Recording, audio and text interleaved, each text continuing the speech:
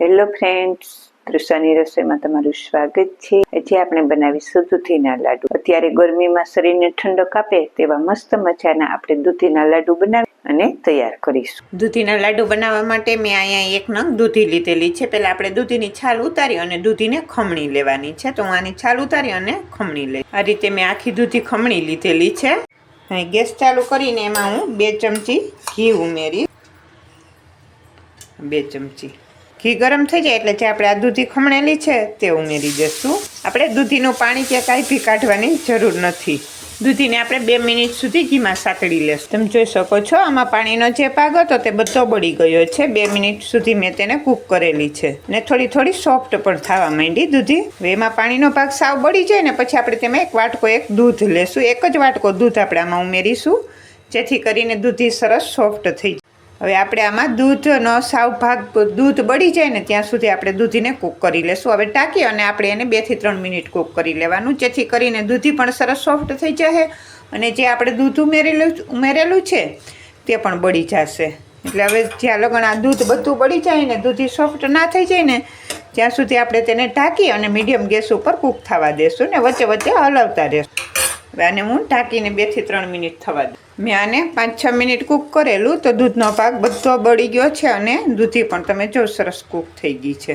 દૂધનો બધો ભાગ બળી જાય ને પછી આપણે તેમાં હવે ખાંડ ઉમેરીશું ને અહીંયા હું થોડોક ગ્રીન કલર ઉમેરીશ જેથી કરીને તેનો સરસ લાગે લુકમાં। અને એક નાની વાટકી ખાંડ લઈશ આપણે આને આમાં મિક્સ કરી લેશું।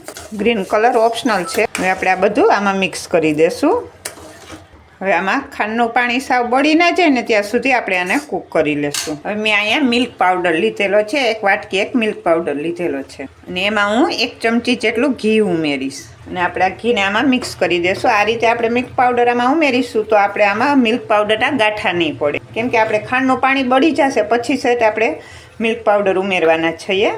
તો આપણે એમને ઉમેરી દઈશું ને તો મિલ્ક પાવડરને અંદર કણી કણી થઈ જશે। તો આ રીતે ઘીમાં આપણે આને સેજ કરી અને નાખીશું ને તો મિલ્ક પાવડરના કણી નહીં પડે। તો તમે જોઈ શકો છો આમાં જે ખાંડની ચાસણી હતી તે પણ સરસ આવી ગઈ છે અને જે સેજે પણ આમાં હવે પાણીનો ભાગ નથી રહ્યો। આ રીતે ચાસણીનો ભાગ બધો બળી જાય ને ખાંડ જે આપણે નાખેલી હતી અને તેની ચાસણી થયેલી હતી તે બધો સરસ સાવ બળી જાય ને પછી હવે આપણે આમાં મિલ્ક પાવડર ઉમેરીશું। જે આપણે ઘી નાખી અને મૂકેલો હતો ને તે મિલ્ક પાવડર ઉમેરીશું અને થોડુંક ટોપરાનું છીણ। હવે આપણે આનામાં મિક્સ કરી લેશું અને ગેસ આપણે સાવ ધીમો જ રાખવાનો છે, ફાસ્ટ નથી રાખવાનો। અને મિલ્ક પાવડર મેં અહીંયા એક મોટી વાટકી ભરીને લીધેલો છે। તમારે જેટલો ઉમેરવો હોય તેટલો તમે ઉમેરી શકો। અને હવે આપણે છેલ્લે 1 ચમચી ઘી ઉમેરીશું। ઘીને આમાં સરસ મિક્સ કરી લેવાનું છે। તમે જોઈ શકો છો સરસ થીક થઈ ગયું છે અને આટલું આપણે થીક કરવાનું। પેન છોડે ને ત્યાં સુધી આપણે તેને કૂક કરવાનું।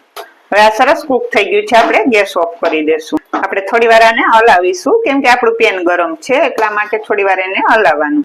આ રીતે પોળું કરી અને એને થોડી વાર માટે ઠંડુ થવા દેશું। લાડુ વળે ને એવું આપણે હાથમાં લઈ શકીએ ને તેટલું ઠંડુ થવા દેશું। હવે આને હું થોડી વાર ઠંડુ થવા દઈશ ને આમાં હું થોડોક એલચી પાવડર ઉમેરી એલચી પાવડર ને આપણે આમાં મિક્સ કરી લેશું। હવે સેજ ઘી વાળો હાથ કરીશું ને આપણે આમાંથી લાડુ બનાવી લેશું। આ રીતે લાડુ બની જાય એટલે આપણે એને ટોપરાની છીણમાં રગદોળી લેશું। લાડુ તમને જેવી સાઈઝના પસંદ હોય તેવડા તમે નાના મોટા કરી શકો। આ રીતે આપણે બધા ટોપરાની છીણમાં દોડતા જશું અને તૈયાર કરી લેશું।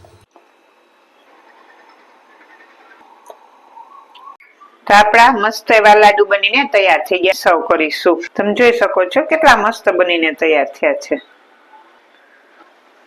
તો તૈયાર છે મસ્ત મજાના આપણા દૂધીમાંથી બનતા લાડુ। તો અત્યારે ભાદરવો મહિનો ચાલુ છે, અત્યારે ફૂલ તડકા પડતા હોય તો શરીરમાં પાણી પણ ઘટી જતું હોય ઘણા લોકોને। તો આ રીતે આપણે દૂધી ઠંડી હોય, દૂધીમાં ફૂલ પાણીનો ભાગ હોય અને દૂધી ઠંડી પણ હોય તો આપણે દૂધીના આ રીતે લાડુ બનાવી અને તૈયાર કરીએ અને ખાઈએ તો આપણે એનર્જી મળી રહે। ત્યારે ફૂલ ગરમી અને ફૂલ તડકો હોય ભાદરવા મહિનાનો તો આ રીતે લાડુ બનાવી અને ખાઈ શકીએ। તો તૈયાર છે એકદમ મસ્ત ટેસ્ટી એવા દૂધીમાંથી બનતા લાડુ। તો આજની આ રેસીપી તમને સારી લાગે તો એક લાઈક કરી દેજો, તમારા ફ્રેન્ડ સર્કલમાં શેર કરી દેજો અને ચેનલને સબસ્ક્રાઇબ કરી દેજો. અને ફટાફટ બની પણ જાય. આપણે આમાં કોઈ બી માત્ર થોડોક મિલ્ક પાવડર જ ઉમેરેલો છે, બાકી બધી ઘરમાંથી વસ્તુ મળી રહે તેવી વસ્તુમાંથી બનાવેલા આ લાડુ છે અને ફટાફટ બનીને પણ તૈયાર થઈ જાય. તો મસ્ત મજાના લાડુ બનીને તૈયાર થઈ ગયા છે. હું તમને એક ખોલીને પણ બતાવું કેવા મસ્ત એકદમ સરસ સોફ્ટ લાડુ બનીને તૈયાર થયા છે. તમે જો કેવા મસ્ત લાડુ બનીને તૈયાર થઈ ગયા છે. તો તૈયાર છે એકદમ સરસ ટેસ્ટી એવા ફટાફટ બની જાય તેવા દૂધીના લાડુ બનીને તૈયાર થઈ ગયા છે.